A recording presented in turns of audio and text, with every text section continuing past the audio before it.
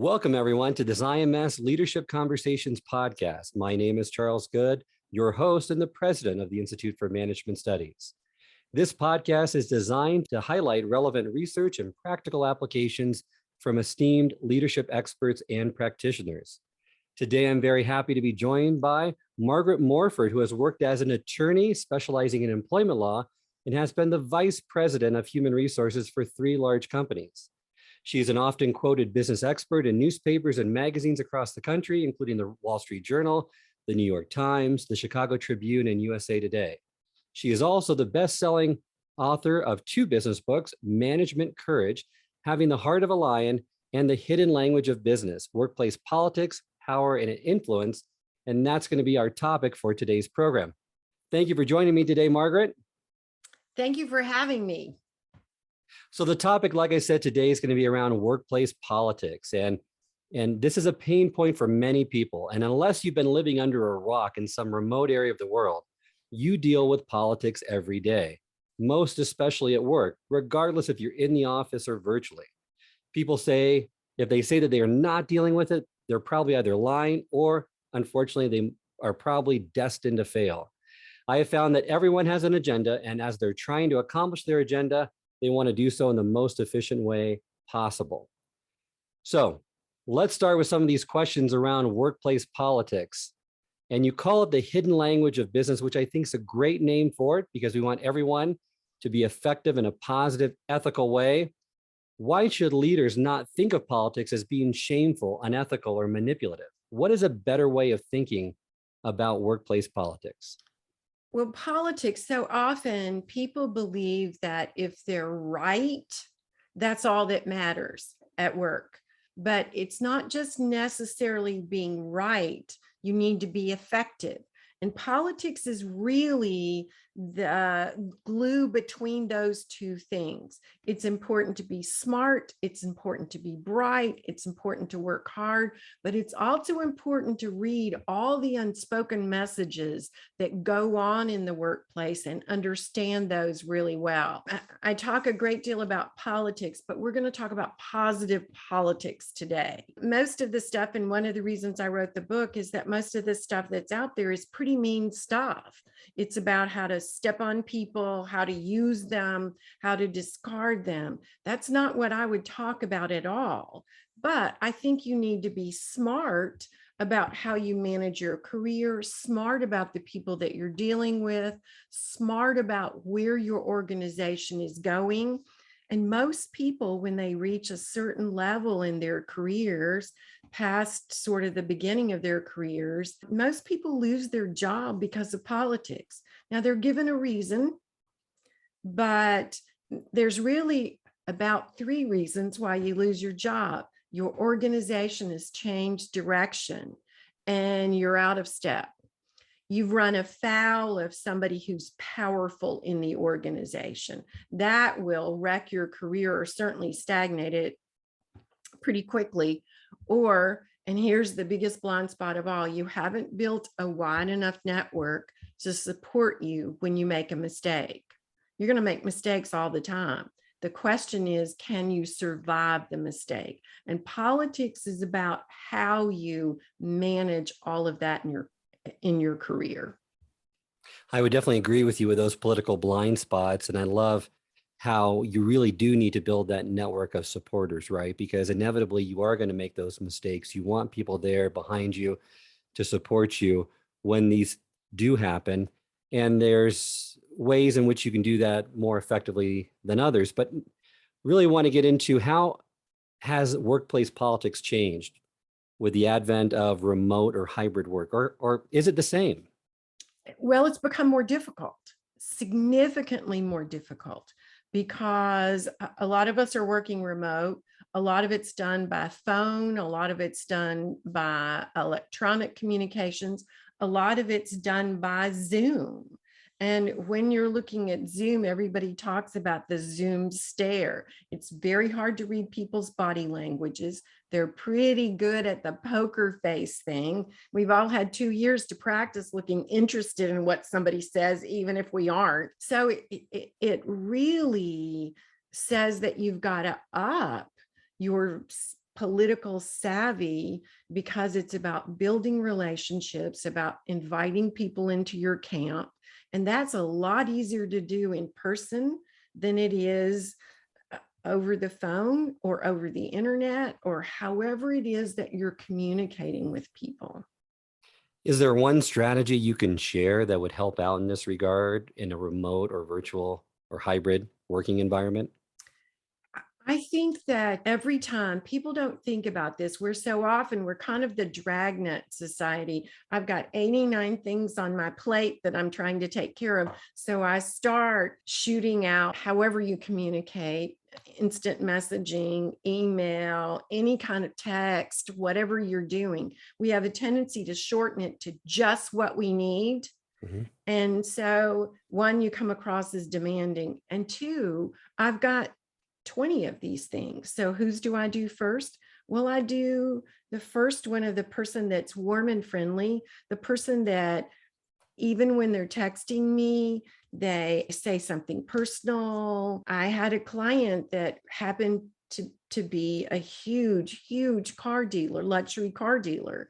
And so when I send them an electronic communication, even when I send an invoice to them, I'll say, I hope you're doing well and selling lots of cars.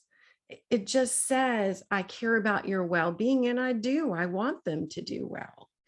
So instead of just saying, here's the invoice, thank you so much, I take an extra sentence, sometimes 2 or 3 sentences. I hope you're staying well in the middle of all of this COVID. Someone told me that you got sick. I hope you're doing well. People don't forget that because it makes me something more than just the thing by which you get the job done. And you work harder for people that you consider you have a relationship with beyond just we're coworkers. And that's part of building that positive workplace Yes. culture and workplace politics and operating in an ethical way. Now, in this day and age, there's so much going on. Everyone is fatigued. Everyone is stressed out. You recommend that we should not talk about being stressed out or burned out at work. Why is that the case?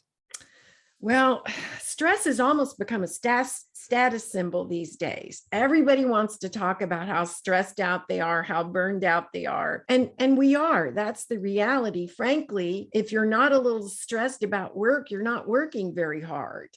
But think about it, what you are giving into your organization, what you are saying about yourself in your organization. Should you deal with your stress? Absolutely.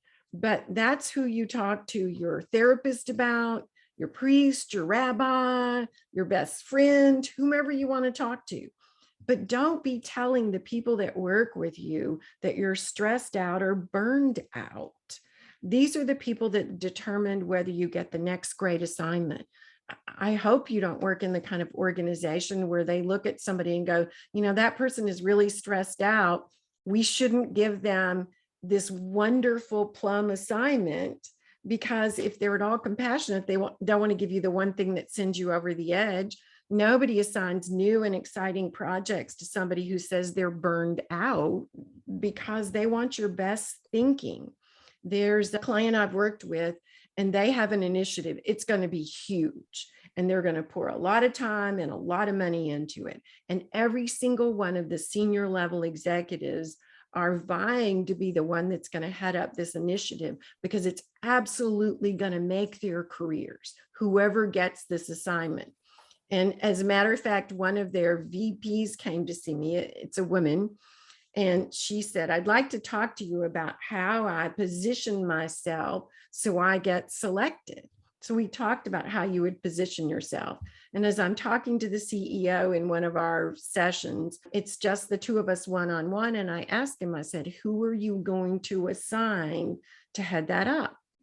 And he tells me, and it's not her. We'll just call her Kathy.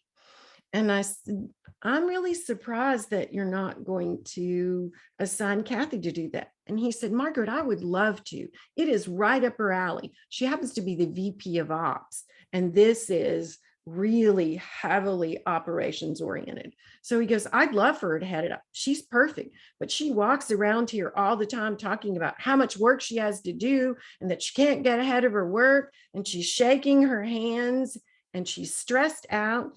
And he goes, she's valuable. I don't want to assign it to her because I don't want to put any more pressure on her because she looks so stressed and she talks about how stressed she is. So I'm going to assign it to somebody else. So she has missed this plum opportunity because she just kept saying that about herself. Truly, truly, the people folks respect in the organization are the people that are grace under pressure.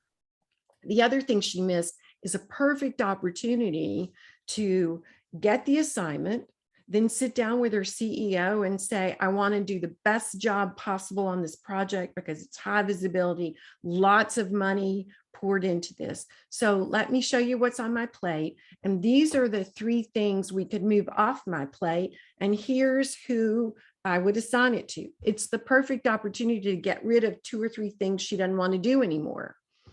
So not only has she not gotten the plum project, but she's not gotten an opportunity to move some things off her plate she wouldn't want to do.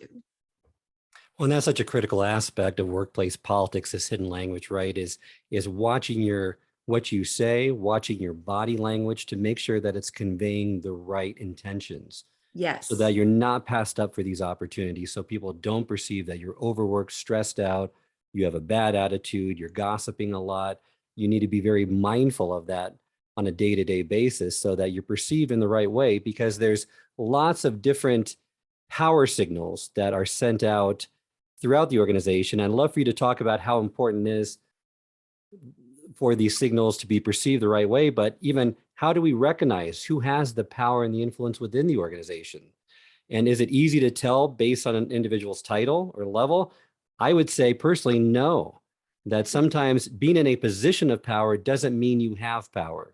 So, or have the authority necessarily, but I'd love to hear more information and you to unpack that a little bit regarding these power signals that you should be mindful of and how to recognize it in others. Well, you're exactly right. Title does not convey power in organizations. There are some people that are at the very tops of their organizations. They deserve to be there, but they're not the movers and shakers that are moving that organization forward. They are probably very competent, which is what's put them at the top. But most important of all, there are usually in an organization of about 400, there are 3 or 4 what I call power brokers, people whose feedback makes a difference, people who are able to get more resources than anybody else, people who are able to move their own agenda forward. And so you have to know who those power brokers are. One of the most powerful people in one of the companies that I was part of was the administrative assistant to the CEO. And we'll just call her Kathy. And I'm just going to say this, Kathy was mean. She was just mean, but you don't want to get sideways with a power broker. So I worked really hard to develop my relationship with her. Now, here's the benefit to having a relationship with a power broker. You don't have to like them, but you want them to feel like they have a positive relationship with you. If she didn't like you, she would begin to whisper in the CEO's ear every mistake she'd ever seen you make. And within 30 days, I'd hear him beginning to talk about the fact that this person was incompetent and maybe we needed to look at making a change here. I mean, she was a career ruiner if you got sideways with her. And if you wanted to see him, she was the gatekeeper. So if she liked you and you went to see her and said, I really need just 15 minutes with him, she liked you, she would shoehorn you into his schedule that day. If she didn't like you, she would look at you and say, I can get you in about 3 days. That's the first opening he's got. You know, he's really busy. So does it matter whether, one, you want to know who the power brokers are because you don't want to run afoul of them? Kathy is a good example of what could happen to you. But even more important, once you learn to identify power brokers, you want to work on developing a relationship with them. Because having one of those people in your network is worth 10 of anybody else. And I have seen someone who built a really good network and made a huge mistake at work. I'm talking about a career ender, and they survived it. And the only reason they survived it is, as everybody's going, can you believe Kathy made that mistake or Joe made that mistake? And everybody's talking about it. And everybody knows that Joe's in trouble. Joe's power broker said, yep, that's a pretty big mistake, but that's not normal for Joe. And I've never seen him do anything like that at all. He's smart, he's bright. This was just a misstep. And that was the end of it. And Joe survived it and went on to do really well in the company. So a power broker is worth 10 times in your network what 10 other people could be. And on top of that, you need to understand that because they have so much sway, if they get behind an initiative of yours, it happens because they can make it happen. One of the biggest educations I ever got in my career was, I thought I was being so politically smart. We were going to discuss making an acquisition, and I'm sitting on the senior team. There's 6 of us.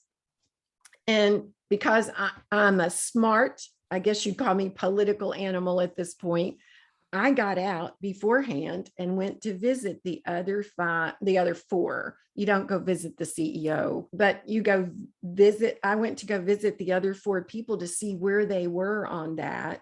So essentially what I was doing is counting the votes before the meeting took place. So I said to one of the other VPs, it's not going to happen because I've counted the votes and there are not enough votes. And the VP looked at me, and this was such a great education. He says, Margaret, I don't think you realize there are 2 people in that room that have 5 votes to the rest of our 1. And then I recounted the votes and realized that it was going to go, which is smart because you don't want to be the person. The reason I counted the votes, again, another political lesson, is I didn't want to be the person saying, no, we shouldn't do it, when it's clear it's going to happen. Sometimes being political is you jump on the bandwagon. This is what I call the rejoice, you have no choice moment. And there's no reason to injure your own reputation by railing against something that's going to happen anyway. It's better to be on the inside trying to fix it. I think it's a valuable lesson that many leaders need to learn a little bit better, because I've seen that from personal experience and from others that they feel like they need to take this harsh stand, right? That it's, even though it's anti to everything that the organization is pushing forward, they believe they could make a difference. And at some point, you just got to be willing to get on the bandwagon and say, it's going to happen regardless. Why spend the extra amount of energy and anxiety that I'm going to experience in order to try to push this initiative or keep this person or remove this person from the equation if it's not something that's supported by the organization? Well, so often someone is right and they make huge enemies doing that. You don't do your organization any favor and you don't do yourself any favor. Now, let me be really clear here. This is not about being unethical. If it's an ethical issue, I think you have to speak out. But there are always things your organization is going to want to do that you go, we shouldn't do that. But if the rest of the organization wants to go in that direction, you make yourself a pariah by not getting on board and going, okay, well, the reason I don't think we should do this is 1, 2, 3. Is there anything you can do to mitigate though? Being a voice crying out in the wilderness is not helpful. And I'll give you a perfect example. I got a call from a person who happened to be the chief human resource officer for an organization, and her CEO had left and she had gotten a new CEO. It happened to be a promotion from within. And this was a not-for-profit, so primarily governed past the CEO by board of directors. And she said, I'm trying to backfill my new CEO's position. Her previous position had been COO, so high level position. She says, my new CEO has someone she used to work with that she would like, that she wants me to interview. And it's clear she wants this person to have the job. But I have other more qualified candidates. So what do I do? And I said, well, let me ask you, the person that she really wants, is the person unqualified? And she goes, no, I just have better qualified candidates. And I said, well, there is some benefit to working with somebody you've worked with before. They come up to speed faster. It works better. As long as her candidate isn't unqualified, I think you need to let your boss ultimately hire the one she wants. You can show her other candidates. She goes, I can show her all the candidates in the world. It's clear to me she wants this one.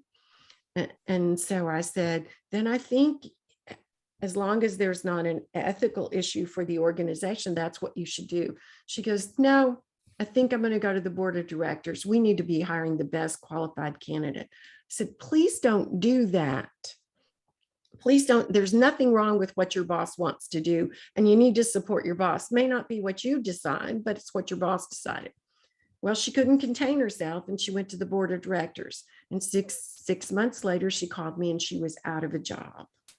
So we talked about this. I mean, it's clear this was the reason she got let go. And she said, well, at least I know I did the right thing. Yes, and you're out of a job.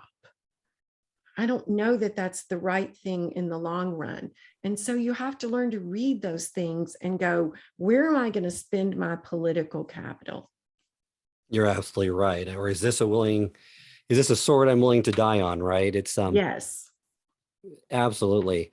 Can you give us, I'd love to unpack just a little bit more about how do you recognize those individuals with power and influence? Because like you said, it could be the secretary to the CEO, people that have unassuming positions within the organization, but for someone to be politically savvy, it's best if they can identify who those power brokers are as soon as possible. Well, you're going to have to, they're subtle. They're extremely subtle, and you have to be very clued in and watch interactions. So let me give you two that are really easy to read, but you got to pay attention. A power broker, when they show up late for a meeting, you watch, the meeting will stop in some sort of informal fashion, and someone will say, where we are is. And what they're really saying, the unspoken message that's attached to this is, if Joe or Kathy isn't on board and isn't with what we're doing and well informed, this isn't going to go forward. If the person is not a power broker, everybody accepts their apology. I'm sorry I'm late, but the meeting resumes immediately and they've got to catch themselves up. So power brokers have to be involved, and everybody consciously or unconsciously recognizes that. And here's sort of another negative sort of power signal. When some new initiative is discussed, someone will say, ooh, Margaret's not going to like this. And if they look concerned about it, it tells you it's not going to go forward unless I'm on board. And that should tell you that I'm a power broker. That's very different from somebody going, Margaret's not going to like this, and laughing. That means I'm not particularly powerful and they can't wait to see my face when somebody tells me what we're going to do. You got to pay attention, and you've got to understand who you've got your hand on, because you particularly do not want to get sideways with a power broker. And that's great, because you really want to understand that political climate within that company, and identifying those key individuals is critical to that. How can an individual then have more self-awareness of how they're coming across, of how they're being perceived by their peers, so that when that promotion comes up, like what we talked about before, there's not that they're going to get that promotion or they're going to get that assignment because they've been deliberate in the way that they want to be perceived. And that's, for the most part, that's the same way that that the other people are looking at them? Because I see a lot of times there's this disconnect, right, of the way they think they're being perceived versus how they're actually being perceived, which all factors into the workplace politics. Would you agree? And how can they adjust their perceptions? Well, it's very hard to get feedback on yourself, to step out and see how people perceive you. If you're smart, and we talk a great deal about this when we talk about being courageous at work, you got to go get feedback on yourself. And remember, people are reluctant, particularly, and what you're really looking for is negative stuff on yourself, things that you should change, things that you ought to address. So you got to go see people that would give you feedback. I always think this is politically smart. If there's somebody leaving the organization, go have lunch with them, go have coffee with them. People that are leaving the organization are not as careful about what they'll say because they figure they're never going to see you again. And so it's always a great question to ask them, say, you're leaving the organization. And as you're leaving the organization, can you shed some light on what my reputation is within the organization? And then I talk about this a lot in politics. Shut up. The strategic shut up at the right time. Don't fill the space. You want to see what they say to you. Now, they're probably going to start with all the really good stuff. And while you appreciate that, what you're really looking for is, what do I need to change? But don't ask it like that. Say, what do you think people would say I need to do to be more successful? People will help you be more successful. They won't correct you, and they'll go, I don't really want to leave this organization. I don't really want to leave this relationship with somebody upset with me, but they will help you be successful. And a lot of times what goes through their head is, this is my last shot.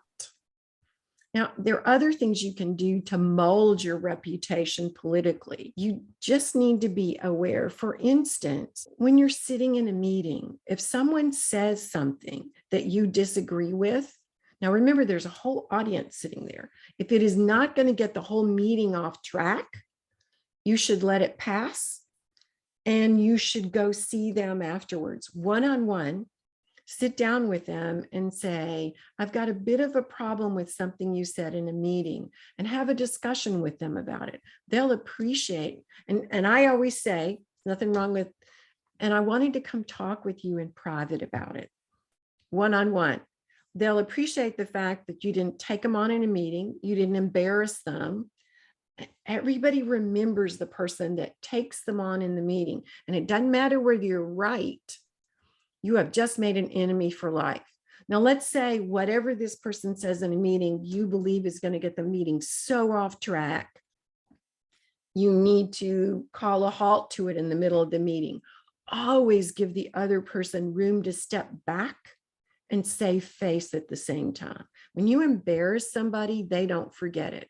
So here's what I always say. I think when you came to that conclusion, there's some information nobody shared with you that would change how you come out on that issue. And then I give you the biggest fact, the biggest reason for why you ought to change your mind. Now, what I've done, first of all, is tell you unspoken, there's something wrong with that decision. But I've also given you the ability to say, well, given that, Margaret, I think I do. At least I've given you a chance to modify and fix it. And people will never forget when you save them. No, I would agree with that. You certainly don't want a target on your back. And if you can help them save face and build that relationship, that's one of the marks of a great leader. I know that getting feedback is essential and critical, but I also know as you move higher and higher up in an organization, it's harder and harder to get that honest feedback, especially if you can't find employees that are getting ready to leave the organization. Any strategies to just have that honest feedback to say, it's great to have the kudos, but what I'm really looking for is areas I could improve upon, and it won't go any farther than this. I just don't think people can bring themselves to do it. Now, here's one strategy that I've used, but I will tell you it's painful and it's grueling. Go see your biggest critic. Go see the person in the organization that thinks you're the biggest waste of salary dollars ever, and ask them what they think of your work. Now, it'll be hard to hear, and they'll say a lot of stuff you'll want to disagree with, but buried somewhere in all of that stuff they tell you is some truth. If it wasn't true, they couldn't keep saying it. So you're going to have to dig through all of that and decide what's true and what's not true. And you're going to have to not get defensive.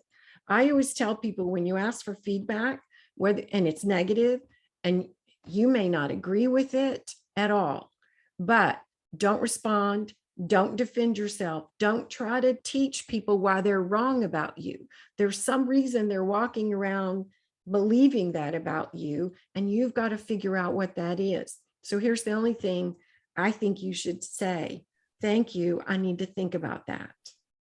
Notice you hadn't committed yourself to saying, I think it's true, I don't think it's true, but you've at least committed yourself to saying, I heard what you said and I want to think about it.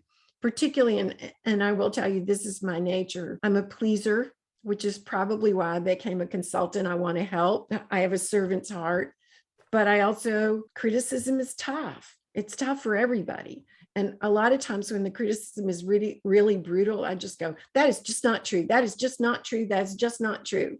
And it takes me about 24 hours to think about it. And then I come back and go, could a little bit of that be true? What part of that could be true? And then the feedback is helpful to me. So I've learned to say that so that I resist defending myself. And this is the one person that's given me feedback. You don't want to dry up that feedback. Painful, but it's the only thing that makes you better. Well, that's great. We've unpacked a lot in this episode regarding workplace politics, defining it, how to identify those power brokers and develop more political savvy on the individual's end. As we're nearing the end of this episode, what would be a first step for them to start to apply in this critical leadership area?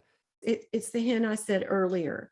Begin to build bridges with people. You have to get over the fact that you got to like everybody you work with.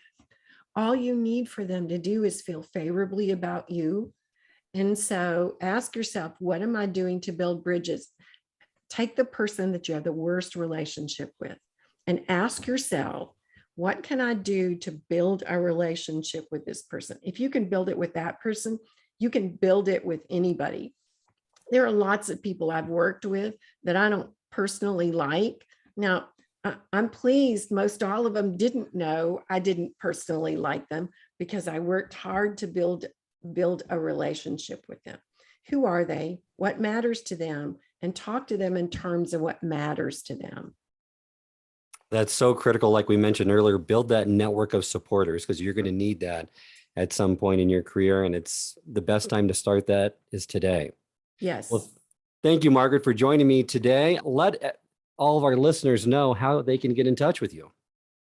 Well, they can go to my website, and the name of my company, which is the HR Edge. So it's theHREdge.net. Or I've actually written a politics book, and you can go to Barnes and Noble and key my name in, and it comes up, and it's got a blue cover. So it's really where I put all these thoughts down, because I thought it was really important to people's careers. Thank you for giving me time to talk about a subject that's very near and dear to my heart. Thank you. And this concludes this episode of the IMS Leadership Conversations podcast. You can send us your feedback at info@ims-online.com. If you like this podcast, please subscribe to it. It can be found both on Apple and Spotify, and can also be accessed on the Institute for Management Studies website at ims-online.com. And until next time, remember, it's not what you know that makes a difference, but what you do consistently.